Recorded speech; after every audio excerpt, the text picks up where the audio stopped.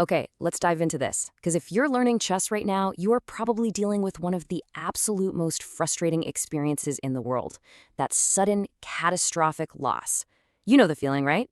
You're playing a great game, you feel super confident, and then, poof, your queen has gone out of nowhere, or you've accidentally trapped your opponent's king in a draw when you were up like 10 points of material.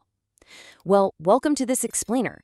Today we are completely stripping away the complex theory and focusing on the actual fixable mistakes that keep beginner chess players stuck. We're going to look at some of the most common pitfalls based on insights from chess academies, community forums, and expert coaches, and show you exactly how to rewire your brain to stop making them. To make this as structured and useful as possible, we'll trace the chronological arc of a standard game. We'll go through the reality of blunders, surviving the opening phase, stopping middle game blunders, avoiding endgame tragedies, and finally, building better training habits. So, starting with part 1, the reality of blunders, and understanding that frustration we all feel. Look, everyone hangs pieces when starting out. Even the grandmasters did when they were beginners. But why do beginners actually keep losing? We tend to think it's because our opponent pulled off some brilliant Magnus Carlsen-level tactical sequence against us. But the uncomfortable truth? Most amateur games really aren't decided by brilliant tactics. They're just decided by simple, unforced errors. Just look at this confession from the Reddit chess beginners community. User YeetMyM3 writes, "Each time I sit down to play, I feel a mix of excitement and anxiety. I sometimes forget the basic principles altogether." I mean, this is just incredibly relatable. It's exactly this anxiety over feeling like you need to know deep, complex theory that completely overloads your brain. When you're stressing trying to remember move 12 of the Vienna Gambit, you completely miss that your knight is just sitting there completely unprotected. It's a catastrophic yet entirely fixable chain reaction. Moving right along to part 2, surviving the opening phase by focusing on principles over theory. The absolute best thing you can do right now is just give yourself permission to ditch the complex memorization. And this brilliantly illustrates the massive divide between expectation and reality.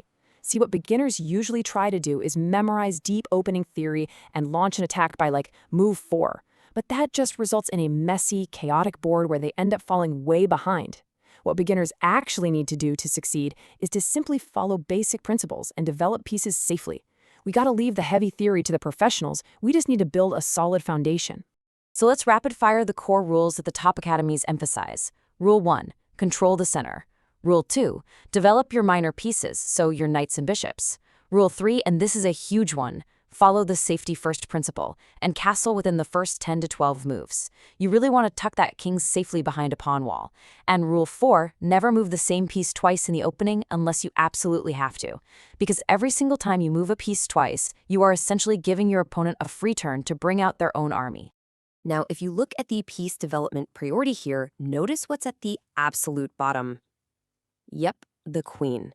Bringing the queen out on move 2 or 3 is a massive mistake. Beginners absolutely love doing it because the queen is so powerful, but all you're really doing is creating a giant target.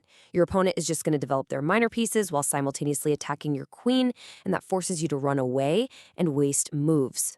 Keep her safely tucked away until the minor pieces have set the stage. All right, on to part 3, stopping middle game blunders through the power of board awareness. Okay, so you've survived the opening, your king is safe, but now the board is super crowded. To survive this middle game phase, which is where most games honestly fall apart, you need to burn this acronym into your brain. LPDO, loose pieces drop off. A loose piece is just any piece on the board that isn't defended by one of your own pawns or pieces. And here is the secret that really separates good players from beginners. Even if there isn't an immediate, obvious threat, a loose piece is a ticking time bomb. Almost all forks, pins, and double attacks rely on one of the targeted pieces being completely undefended.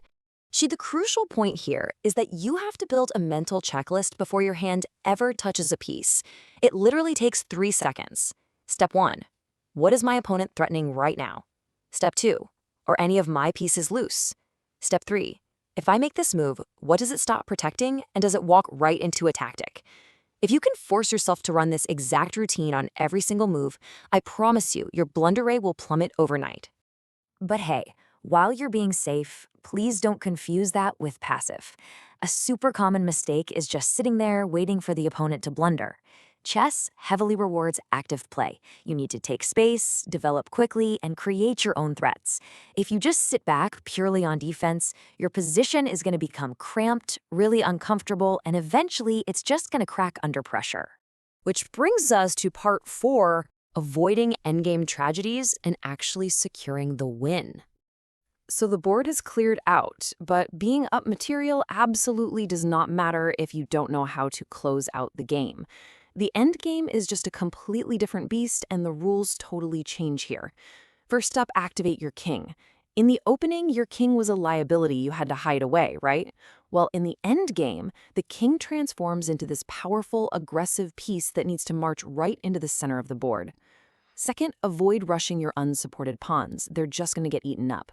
And third, and perhaps most importantly, do not trap the enemy king without delivering a check. Because if you do, you trigger the absolute most soul-crushing word in the entire chess dictionary: stalemate. This happens when your opponent is not in check, but they have absolutely zero legal moves left to make. The game instantly ends in a draw. Let me tell you, there is nothing quite as tragically hilarious as a beginner having 2 queens and a rook, getting way too overexcited, and accidentally stalemating a lone enemy king. It hurts. To totally avoid this nightmare in a king and queen versus king endgame, the Reddit community highlights this foolproof visual geometry method, and they call it the jail concept. Basically, you simply place your queen exactly a knight's move distance away from the enemy king. Then, whatever direction that king moves, you just copy it, always maintaining that exact knight's distance. This creates a shrinking jail cell. Once the king is finally trapped on the edge of the board with just 2 squares left to shuffle between, you stop moving the queen, you just leave her right there, and calmly walk your own king all the way across the board to help deliver the final kiss of death.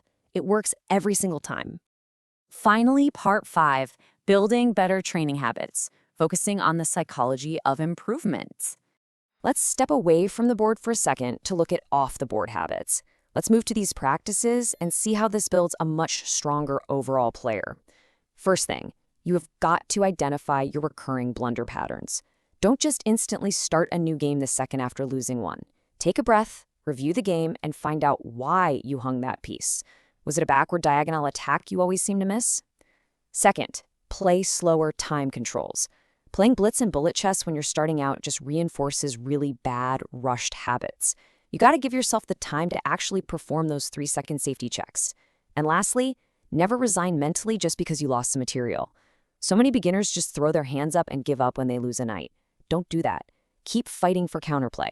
Remember, your opponent is a beginner too. They're probably going to blunder right back if you just keep the pressure on. I really want to leave you with this final thought. By implementing these structured frameworks we talked about, prioritizing basic development, constantly scanning for loose pieces, and methodically closing out your endgames, you completely eliminate those unforced errors. So what if your next chess game isn't decided by a silly blunder, but by actual, beautiful chess? The board is yours to control. Thanks so much for joining me on this explainer, and I'll catch you next time.